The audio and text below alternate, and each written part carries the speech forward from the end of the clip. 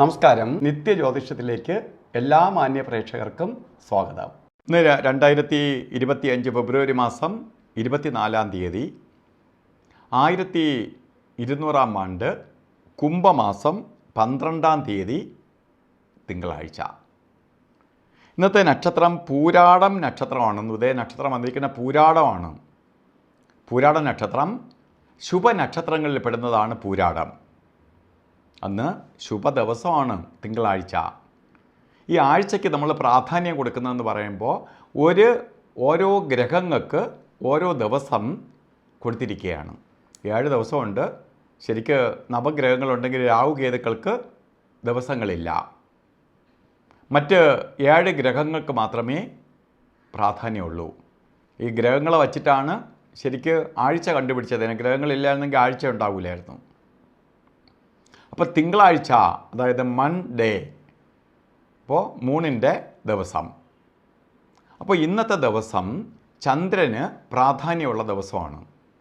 അപ്പോൾ ഈ ചന്ദ്രന് പ്രാധാന്യമുള്ള ദിവസം ശുഭനക്ഷത്രവും കൂടി ആയിരിക്കണം. നക്ഷത്രത്തിന് വളരെ പ്രാധാന്യമുണ്ട്, സ്വാധീനമുണ്ട്. ഇവർ തമ്മിൽ ക്ലാഷ് ആവരുത്. അപ്പോൾ നല്ല നക്ഷത്രവും നല്ല ദിവസവുമായിട്ട് വന്നിരിക്കുന്ന ഈ ദിവസം നമ്മളുടെ ആഴ്ച ആരംഭവുമാണ്. അപ്പോൾ ഇന്നത്തെ ദിവസം നിങ്ങൾക്ക് ഓരോ ശുഭകാര്യങ്ങളുമായിട്ട് മുന്നോട്ട് പോകുന്നത് വിജയത്തിലേക്ക് വരുമെന്നുള്ളതിന് സംശയം വേണ്ട. അതുകൊണ്ട് എന്ത് ചെയ്യണം? നമ്മൾ ഇന്നത്തെ ദിവസത്തെ മാക്സിമം വിനിയോഗിക്കണം. എല്ലാ കാര്യത്തിനും ഇറങ്ങുന്ന കാര്യങ്ങൾ വിജയിക്കുമെങ്കിൽ പിന്നെ ഇറങ്ങുന്നതല്ലേ നല്ലത്. നാളത്തേക്ക് മാറ്റിവെച്ച് അടുത്ത ചീത്ത സമയം വരുന്നവരെ എന്തിനാണ് നോക്കിക്കൊണ്ടിരിക്കുന്നത്? അതുപോലെ കുംഭമാസത്തിലെ പൂരാട നക്ഷത്രം ബർത്ത്ഡേ വന്നിട്ടുള്ളവർക്ക് ഒരു വർഷത്തെ ഫലത്തെയാണ് നമുക്ക് ചിന്തിക്കേണ്ടത്.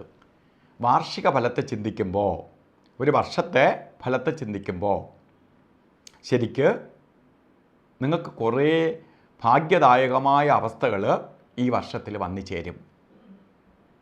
കാരണം വീട് വയ്ക്കാൻ ആഗ്രഹിക്കുന്നവർക്ക് നിങ്ങൾ ധൈര്യമായി വീട് പണി തുടങ്ങിക്കൊള്ളണം, വിജയിക്കും.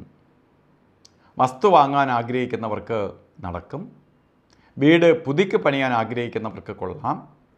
അല്ലെങ്കിൽ വീട് വാങ്ങാൻ ആഗ്രഹിക്കുന്നവർക്ക് അനുകൂലപ്രദമാണ്.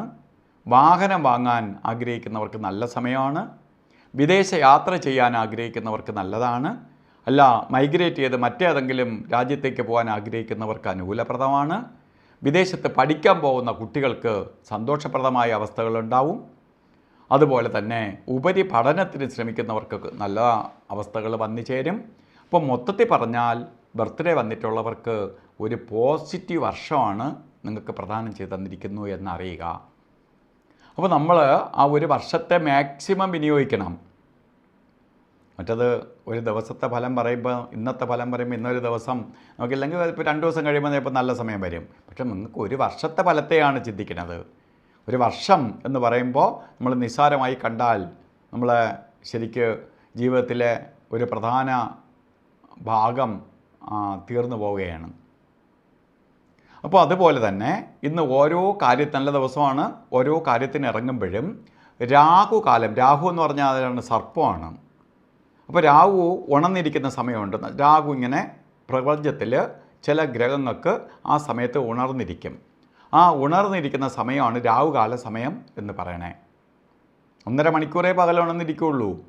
ഈ സമയം നമ്മൾ കലണ്ടറിൽ കോമൺ ആയിട്ട് കലണ്ടറിൽ രേഖപ്പെടുത്തും. 7:30 മണി മുതൽ 9 മണി വരെ രാഹുകാലം. 7:30 മണിക്ക് ഒന്നുമല്ല രാഹുകാലം തുടങ്ങുന്നത്. രാഹുകാല സമയം വരുന്നത് 8:13 തൊട്ടേ രാഹുകാലം സ്റ്റാർട്ട് ചെയ്യുള്ളൂ. അപ്പോൾ ശരിക്ക് 43 മിനിറ്റ് കഴിഞ്ഞിട്ടേ തുടങ്ങുകയുള്ളൂ.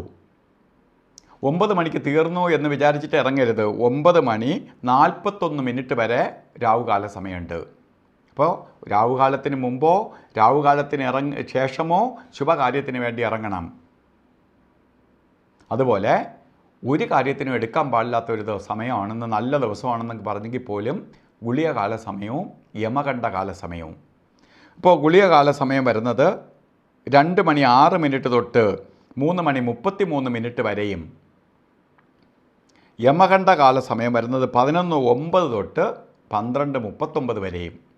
ഈ സമയം നമ്മൾ അവർക്ക് അനുവദിച്ചു കൊടുത്തിരിക്കുന്ന സമയമാണ്. ഈ സമയത്തിൽ നമ്മൾ കൈവയ്ക്കുന്നത്. ഈ സമയത്ത് ഡോക്യുമെൻറ്റേഷൻ ആവട്ടെ, മറ്റേതെങ്കിലും മീറ്റിംഗ് ആവട്ടെ, സുപ്രധാനമായ കാര്യങ്ങളിൽ കൊണ്ട് വയ്ക്കരുത്.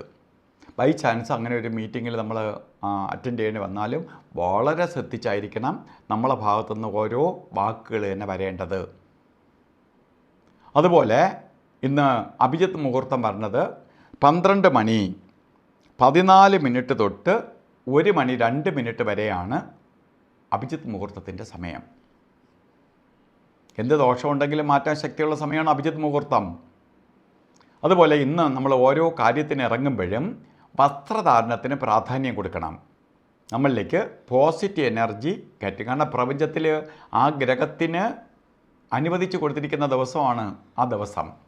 അപ്പോൾ ആ ഗ്രഹത്തിൻ്റെ സ്വാധീനമാണ് ആ ദിവസം ഉള്ളത്. ആ സ്വാധീനത്തിൽ നിന്ന് അവിടെ നമ്മളിപ്പോൾ കൊണ്ട് ആ ഗ്രഹത്തിൻ്റെ പോസിറ്റീവ് എനർജി നമ്മളിലേക്ക് വലിച്ചെടുക്കാൻ പ്രപഞ്ചത്തിലെല്ലാം ഉണ്ട്. അത് നമ്മളിലേക്ക് എത്തിക്കുന്നതിലാണ് നമ്മളെ മിടുക്ക്. എല്ലാ ദൈവീയ ചൈതന്യവും എല്ലാ സമ്പത്തും എല്ലാ സൗഭാഗ്യവും എല്ലാ നെഗറ്റീവും നമ്മളെ പ്രപഞ്ചത്തിലുണ്ട്. ഇത് ഓരോരുത്തർ എങ്ങനെ എടുക്കുന്നു എന്നതനുസരിച്ചിട്ടാണ് അവർ ആക്ട് ചെയ്യാൻ പറ്റുന്നത്. പോസിറ്റീവ് കാര്യം വന്നാൽ സാമ്പത്തികമായിട്ട് അവർ ചിലപ്പോൾ വരും. അപ്പോൾ എന്തായാലും അത് നമ്മളിലേക്ക് കയറാൻ വേണ്ടി വസ്ത്രധാരണത്തിന് പ്രാധാന്യം കൊടുക്കുക. വെളുത്ത വസ്ത്രമോ അല്ലെങ്കിൽ ശരിക്കും പേളിൻ്റെ കളറിലുള്ളതോ വൈറ്റ് മിക്സ് ആയിട്ടുള്ളതോ ആയിട്ടുള്ള കളർ വസ്ത്രം ധരിക്കുന്നത് നന്നായിരിക്കും. അതേപോലെ തന്നെ ബൈ ചാൻസ് നമുക്ക് വസ്ത്രധാരണത്തിൽ അങ്ങനെ ശുഭ്രവസ്ത്രമൊന്നും ഇട്ടുകൊണ്ട് പോകാൻ പറ്റിയെന്നിരിക്കില്ല. ചിലപ്പോൾ ചില ജോലിയുടെ ഭാഗമായിട്ട് അങ്ങനെ വരികയാണെങ്കിൽ ഒരു കർച്ചീപ്പ്, വൈറ്റ് കളറിലെ ഒരു കർച്ചീപ്പ് കയ്യിൽ കരുതുക. ഇടയ്ക്കെടുത്ത് മുഖം തുടയ്ക്കുകയും ഒക്കെ ചെയ്യുമ്പോൾ അതിൽ പോസിറ്റീവ് എനർജി പെട്ടെന്ന് വൈറ്റ് വലിച്ചെടുത്ത് നമ്മളിലേക്ക് ആഗിരണം ചെയ്യും. അപ്പോൾ ഇന്നത്തെ ദിവസം ബർത്ത്ഡേ വന്നിട്ടുള്ളവർക്കും അല്ലാതെ ഉള്ളവർക്കും എല്ലാവർക്കും ഒരു നല്ല ദിവസമായി തീരട്ടെ എന്ന് പ്രാർത്ഥിച്ചുകൊണ്ട് നിർത്തുന്നു. നന്ദി, നമസ്കാരം.